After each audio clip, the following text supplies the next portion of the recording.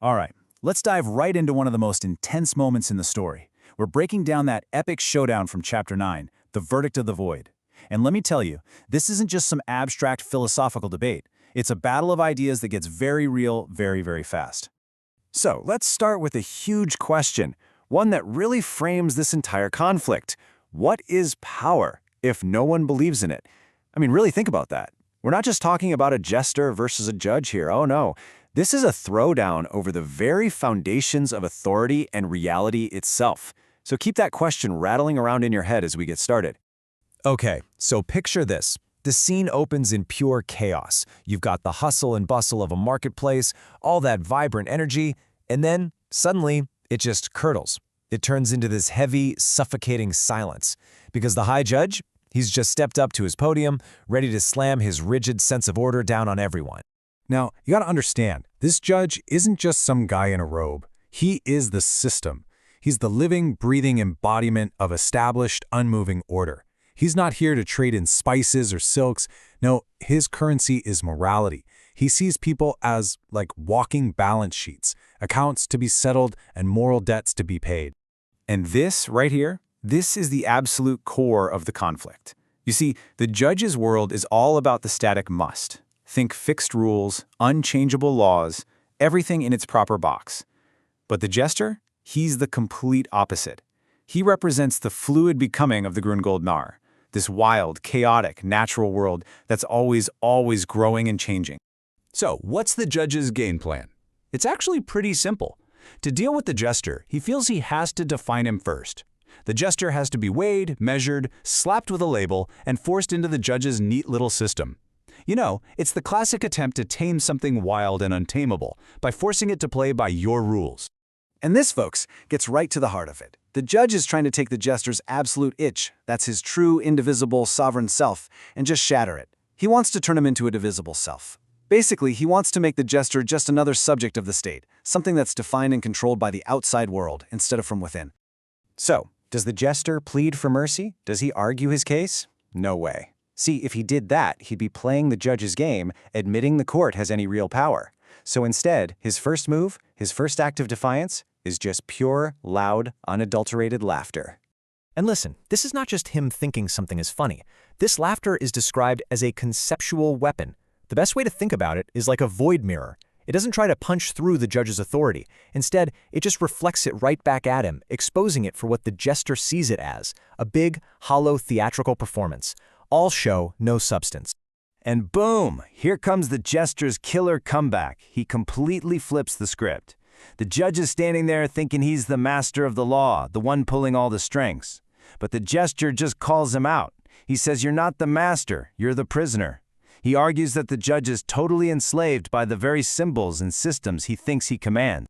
And this is where it all comes to a head. We've reached what's called the dialectical peak. It's that terrifying moment when the battle of ideas stops being just ideas and becomes brutally physical. The talking is over. It's time for action. So the judge is just enraged. His entire reality has been laughed at, completely negated. So what does he do? He falls back on the only thing he has left, raw power. He raises that heavy wooden gavel, the ultimate symbol of his authority, to bring down a final, binding judgment. And how does the jester respond to this heavy, violent threat? With something that seems completely trivial, almost absurd.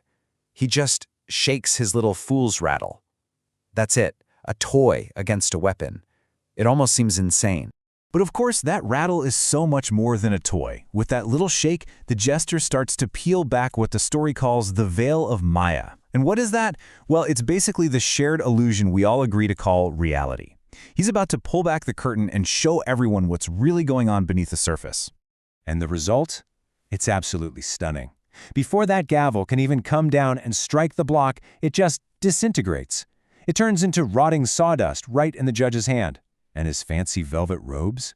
They wither away like dead autumn leaves. All the physical symbols of his authority are shown for what they are, just as temporary, just as fragile as anything else in nature. So, okay, what happens now? The big performance is over, the props have literally turned to dust. The illusion is shattered, not just for the judge, but for everyone watching. So, what's left? while the aftermath is just devastating. First, the judge.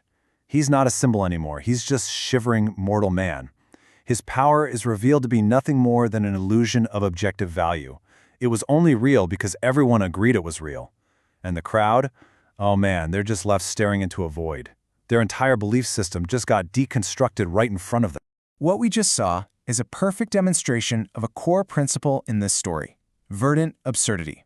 It's this idea that our human systems of order, no matter how big, how powerful, how imposing they seem, are ultimately just a part of nature. And just like a fallen tree in the forest, they're all subject to decay and change. Nothing man-made lasts forever. All right, now we come to the final verdict. But guess what? It's not the judge who's going to give it. With the old court totally dissolved, it's the sovereign fool, the jester, who steps up to deliver his own judgment on the very nature of value. So the jester and the horned guardian leave, but get this, they're not escaping. They're not fugitives running from the law. The story reframes them as architects of a new chaos. They didn't just destroy the old order, they cleared the land, making way for something new and wild to grow in its place. And as they're walking away, the jester gives his final valuation of the human spirit. In a world that is completely obsessed with weighing and measuring and pricing everything, his number is this. That's right, 0. That's the jester's ultimate verdict. He's basically declaring that the true sovereign spirit, well, you can't weigh it. You can't put a price tag on it. In the language of the marketplace, its value is nothing, because it exists completely outside of that entire system of exchange. This moment is a huge turning point. It's a fundamental shift in the whole narrative. What the text calls the saga of the hero, a story that plays by the rules and operates within established systems, that's over. It's been completely dissolved. And in its place, a brand new story begins. The saga of frenzy. Something way wilder, untamed, and totally unpredictable. So in the end, the jester's big act revealed a fundamental truth of nature, didn't it? Order eventually gives way to chaos, and that chaos becomes the fertile ground for new life.